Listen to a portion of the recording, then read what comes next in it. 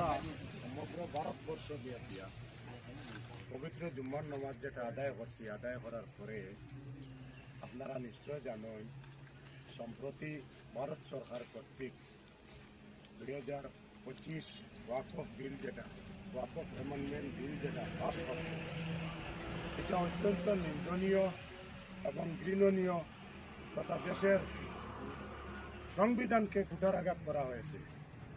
দেশের যেটা গণতন্ত্র, সমাজবাদ, ধর্মনিরপেক্ষতা যেটা আসলো, আমরা মেন সংবিধানের যেটা পরিকাঠামো আসলো, এটারে সম্পূর্ণরূপে নস্যাৎ করিয়া জোর জবরদস্তিভাবে এই বিলটে ভারতবর্ষের পার্লামেন্ট বা সংসদে এই বিলটে পাস করা হয়েছে। এই বিলের বিরুদ্ধে ভারতবর্ষের সংসদে আপনারা দেখছেন বিভিন্ন রাজনৈতিক দলের যারা মেম্বার অফ পার্লামেন্ট, এমপি যারা এরা প্রতিবাদ করছেন, করিয়া এটার পক্ষে বিপক্ষে ভোটাভুটি হয়েছে। দেখা যায় প্রায় 42টা ভোটের ব্যবধানে বিলটা সরকার পক্ষে গেছে, যেহেতু তারা সংখ্যাগরিষ্ঠ আছেন লোকসভা এবং রাজ্যসভা, তারা বিলটা পাস করে লইছে।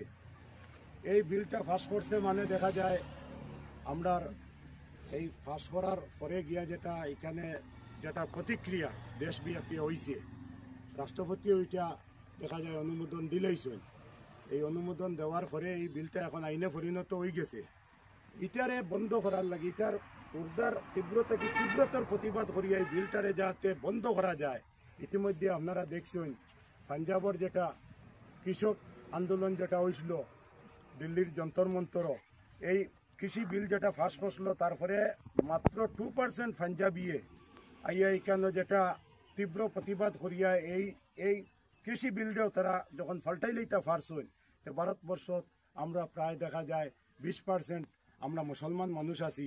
আমরার 20% মুসলমানে যদি আমরা আল্লাহর কাছে তো দোয়া করছি যাতে আমরার এই আমানত যেটা মসজিদ, মাদ্রাসা, ঈদগাহ, কবরিস্তান, এইগুলা তাইন রক্ষণাবেক্ষণ কর্তা, এগুলা মালিক তাইন যারা বিগত যুগ যুগ থেকিয়া পরম্পরাগতভাবে আমরা পূর্বপুরুষরা এটা দান করিয়া গেছেন, ওয়াকফ করিয়া গেছেন। এটারে যখন এখন সরকারে এটা ষড়যন্ত্র গভীর থেকে গভীরতম ষড়যন্ত্র করিয়া এটা সরকারে কুক্ষিগত করিলার। আর ইতিমধ্যে আপনারা দেখছেন আইনটা পাস হওয়ার পরেও উত্তরপ্রদেশের সরকার যে যোগী আদিত্যনাথে বুলডোজারেরও কার্য প্রক্রিয়া শুরু করিয়া আসছেন। এটা সমগ্র ভারত আমরা এখানেও যে মসজিদ, মাদ্রাসা, ঈদগাহ, কবরিস্তান আছে, সারা দেশও এক আইন খাই লইলে উঠিয়া হইব।